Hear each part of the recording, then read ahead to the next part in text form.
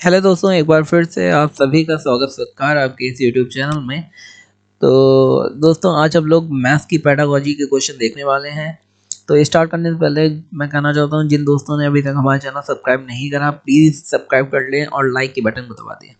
चलो स्टार्ट करते हैं बिना टाइम गवाए। तो हमारा पहला क्वेश्चन है, प्रिया गणितीय प्रश्न में निपुण है, मतलब प्रिया गणित में बहुत अच्छी है। उसमें किस प्रकार की बौद्धिकता की अधिकता है, मतलब बहुबुद्धि किस प्रकार की है अगर वो गणित में अच्छी है। तो भाषीय बहुबुद्धि अच्छी है अगर वो गणित में अच्छी, या तर्कीय, या अंतर व्यक्तित्व, या फिर गत्यात्मक। तो देखो, मनोगत्यात्मक तो होने से रही क्योंकि गणित की बात हो रही है। उसके बाद अंतर व्यक्तित्व, ये फिलॉसफी की बात है, मतलब दर्शन की बात है, तो ये भी नहीं है।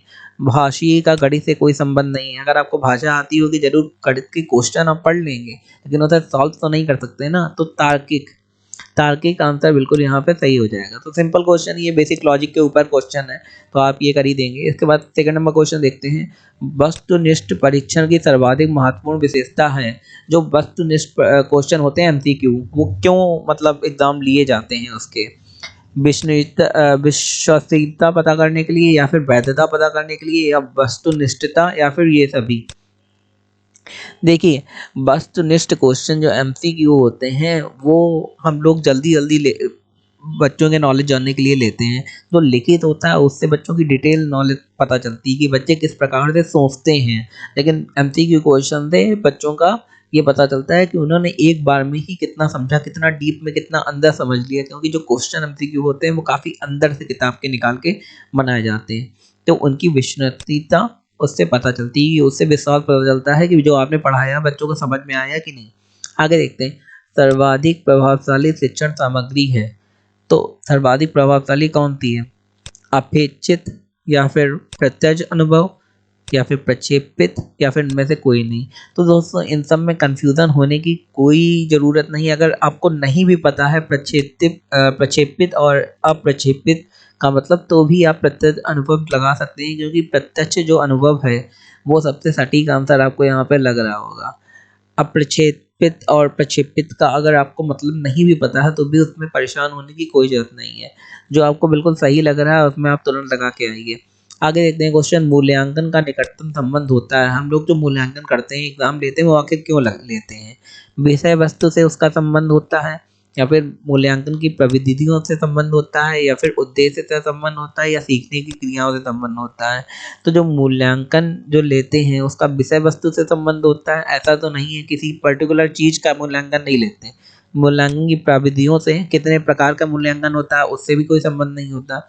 सीखने की क्रियाओं से, कौन कौन तरीकों से आप सीख रहे हैं, उसका भी संबंध नहीं होता मूल्यांकन से। सबसे निकटतम संबंध होता है उद्देश्य से।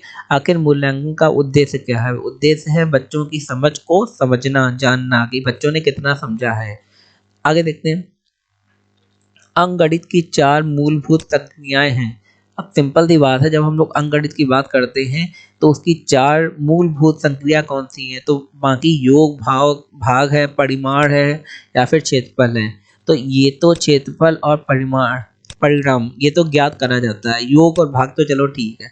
आगे देखते हैं, परिकलन है, संगणना है, या फिर रचना करना है, या फिर समीकरण।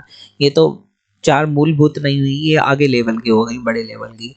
आगे योग, गुणा, भिन्नों का दशमलव में बदलना, और समाकृतियों की रचना, ये भी बड़े लेवल की हो गई। इसके अलावा योग, व्यवकलन, गुणा भाग। तो गुणा भाग, जोड़ घटाना, यही 4 मूलभूत होती हैं, तो इसी में हम लोग टिक लगाएंगे। जो बड़े लेवल की हैं वो मूलभूत नहीं है, वो इन छोटे लेवल से मिलके बना होता है। आगे देखते हैं, किस प्रकार के मूल्यांकन का मुख्य अभिप्राय विद्यार्थियों को फीडबैक देना है। हम लोग जाहिर सी बात मूल्यांकन करते हैं, एग्जाम लेते हैं, वो किस लिए लेते हैं? कि बच्चों को डरवाया जाए इसलिए लेते हैं हम लोग? ऐसा तो नहीं है। हम लोग इसलिए एग्जाम लेते हैं जिससे बच्चों को ये बताया जा सके, उनके पेरेंट्स को ये बताया जा सके कि बच्चों को कितना समझ में आया, और आप समझ सकें कि बच्चे को आपका पढ़ाया हुआ कितना समझ में आया और वो कितना रिस्पॉन्स दे पा रहा है। इसलिए एग्जाम लिया जा सकता है। तो फीडबैक, विद्यार्थियों का फीडबैक देना, किस प्रकार का फीडबैक विद्यार्थियों को देना है? रचनात्मक मूल्यांकन, निदानात्मक मूल्यांकन, या फिर सारांशात्मक मूल्यांकन, या फिर भविष्यात्मक मूल्यांकन। तो जो मूल्यांकन हम लोग करेंगे फीडबैक देने के लिए वो रचनात्मक होगा। अगर बच्चों को निदान करना है तो मैथ के सवाल का निदान कर देंगे, उसमें मूल्यांकन क्या हुआ। सारांश अगर देना है तो हम लोगों को कोई सारांश दे के उनकी समझ तो नहीं निकालनी कि आपने सारांश बोल दिया बच्चों ने लिख दिया। भविष्यात्मक मूल्यांकन, भविष्य में क्या होने वाला है वो भी कुछ चीज सर्टेन नहीं होती भविष्य में क्या होने वाला, तो ये मूल्यांकन नहीं करेंगे।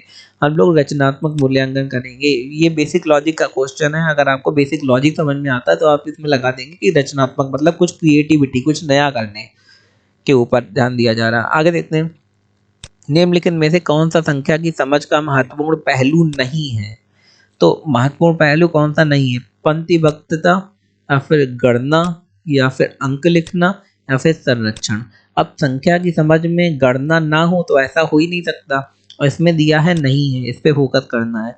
तो गणना तो है तो इसे काट देंगे। पंक्तिबद्धता, पंक्तिबद्धता में भी गणती संख्याओं का मूल्यांकन हो रहा है तो इसे भी काट देंगे क्योंकि पूछा गया है कौन नहीं है।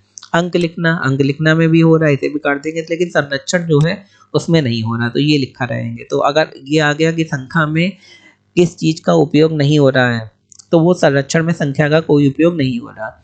आगे देखते हैं, निम्नलिखित में से कौन सी संख्या की समझ का महत्वपूर्ण पहलू नहीं है। तो इसमें से कौन सी संख्या की समझ का महत्वपूर्ण पहलू नहीं है, तो वो है संरक्षण। एक ही जैसे दो क्वेश्चन हैं।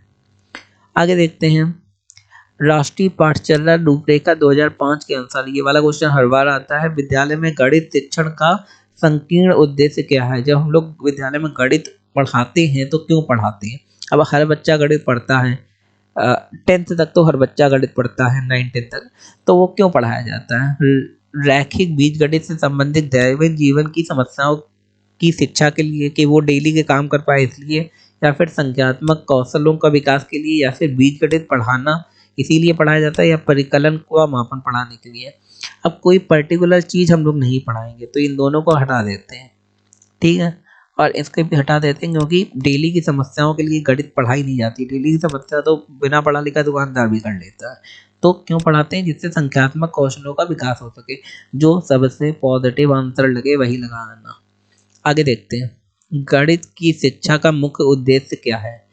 तो ज्यामितियों के प्रयोग और उनके प्रमाणों का स्वतंत्र रूप से सृजन करना ये उद्देश्य है, या फिर विद्यार्थियों को गणित समझने में सहायता करना ये उद्देश्य है, या उपयोगी क्षमताओं को विकसित करना ये उद्देश्य है, या बच्चों की गणितीय प्रतिभाओं का विकास करना ये उद्देश्य है।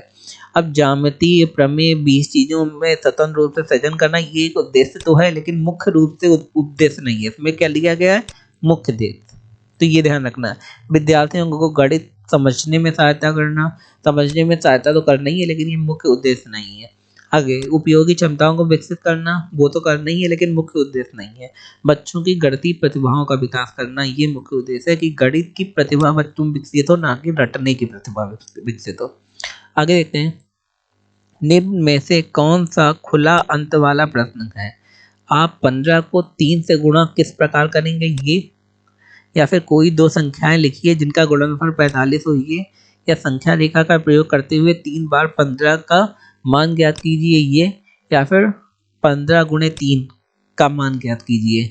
तो इसमें पूछा गया खुला अंत वाला प्रश्न, तो यहाँ पे 15 को 3 से गुणा किस प्रकार करेंगे ये खुला अंत वाला, कि एक क्वेश्चन आप देंगे उसे बच्चा किसी भी तरीके से सॉल्व कर सके, हल कर सके। अगर आप बच्चे से कह देंगे 3 गुणे 15 तो बच्चा एक ही तरीके से उसे सॉल्व करेगा, और अगर मैंने कह दिया 15 को 3 से गुणा किस प्रकार करेंगे, तो कुछ बच्चे ऐसे भी होते हैं जो क्या करेंगे, वो 15 को 3 से गुणा ना करके 15 को 3 बार जोड़ देंगे तब भी 45 आएगा, और 15 गुणे 3 कर देंगे तब भी 45 आएगा। तो उन्हें खुला अंत देंगे, मतलब वो जैसे चाहें वो करें, फिर आप उसे सही कर सकते हैं। तो दोस्तों, अगर आपको मुझे समझाया हुआ और समझ में आया तो मेरे वीडियो को लाइक शेयर सब्सक्राइब जरूर करें, हमारे चैनल को अपने फ्रेंडों को भी बताएं। धन्यवाद।